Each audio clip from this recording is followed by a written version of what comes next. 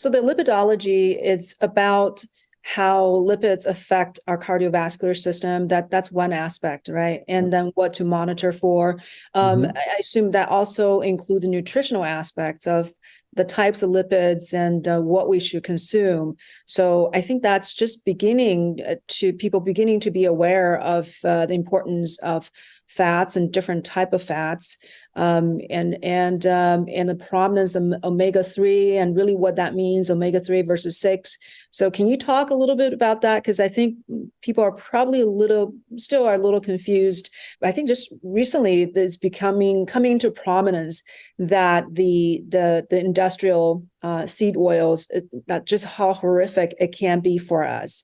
And previously, nobody was talking about that. So maybe you can touch upon, that first.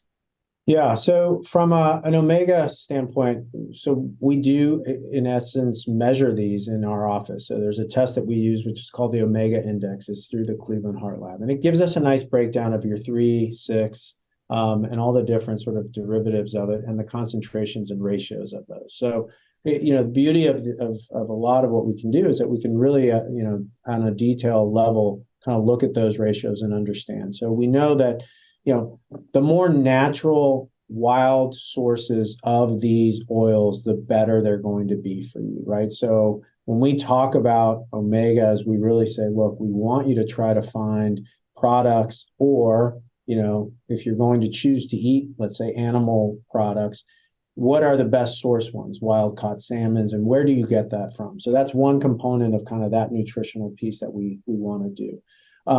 From the seed oils and really kind of looking at the different oils and cooking substances, we really try to orient our clients around things like avocado and some olive oils, not always for cooking, always typically for finishing dishes and those types of things. So trying to really work on the exposure of those things. And then we really talk then about sort of the trans fats and some of the other things that in the past we used to have, like the margarines and all these other things that were out there.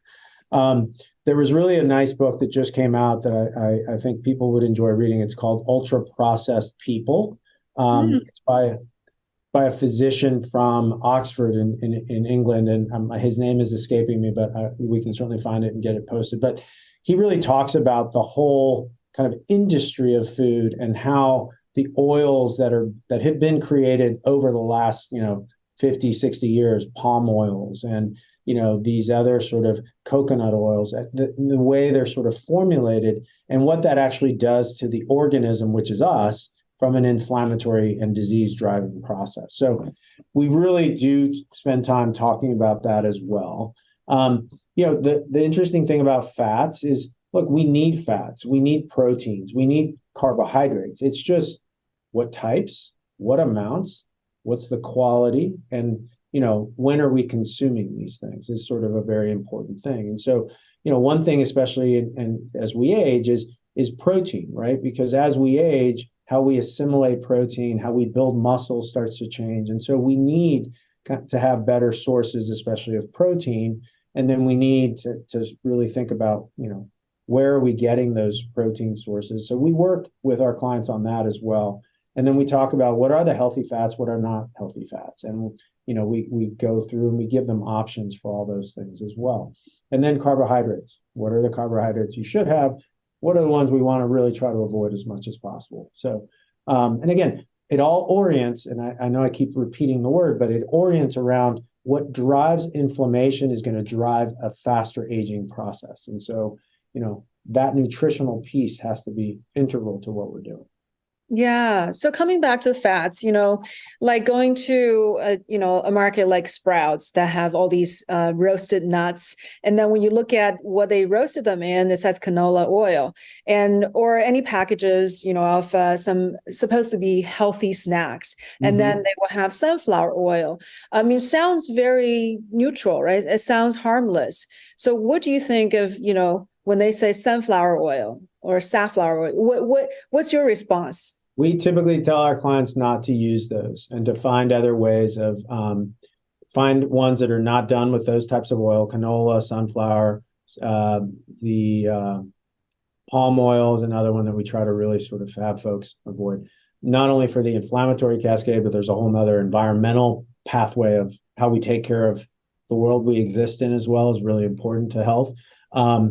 But we try to say, look, we can teach you. So we teach clients how to do things as well. So we have a little mini kitchen in our practice. We tell them, we teach them how to make smoothies. We teach them how to use an Instapot to make different things. We can show them how to roast their own sort of nuts at home. If you get, raw almonds and those types of things, like there are very simple ways of doing some of these things, and just finishing with little drizzles of a very high quality olive oil or a high quality avocado oil, with some good Himalayan sea salt and those types of things is the way we would prefer.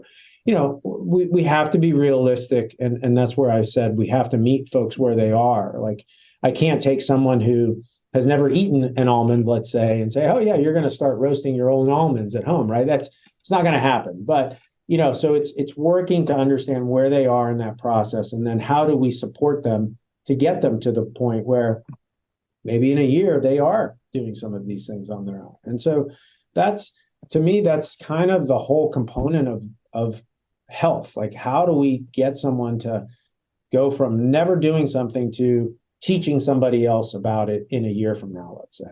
And so, yeah, I think to your original question is we try to avoid those things, but we are also realistic about, I'd rather you eat the almond than eat, a Snickers bar or something like that has almonds, let's say, right? So, it's choosing some of these lesser evil approaches, and then from there, building on top of that.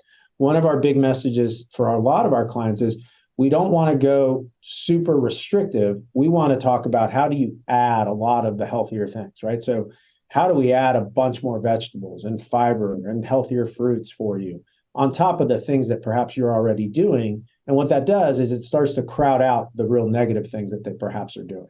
And that's kind of another approach that we take with folks. I see.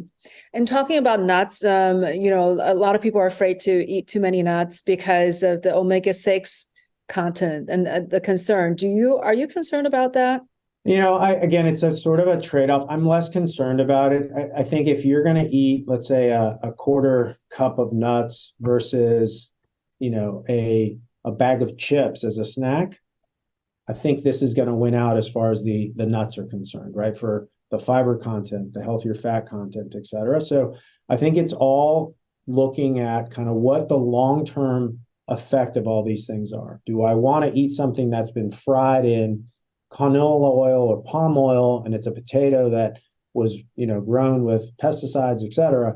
Or am I going to eat a quarter cup of nuts that may have a omega-6 that maybe will drive a little bit of inflammation, but has a lot other benefits that would be, healthier in the long run for us? Again, it's that sort of balancing that we have to look at.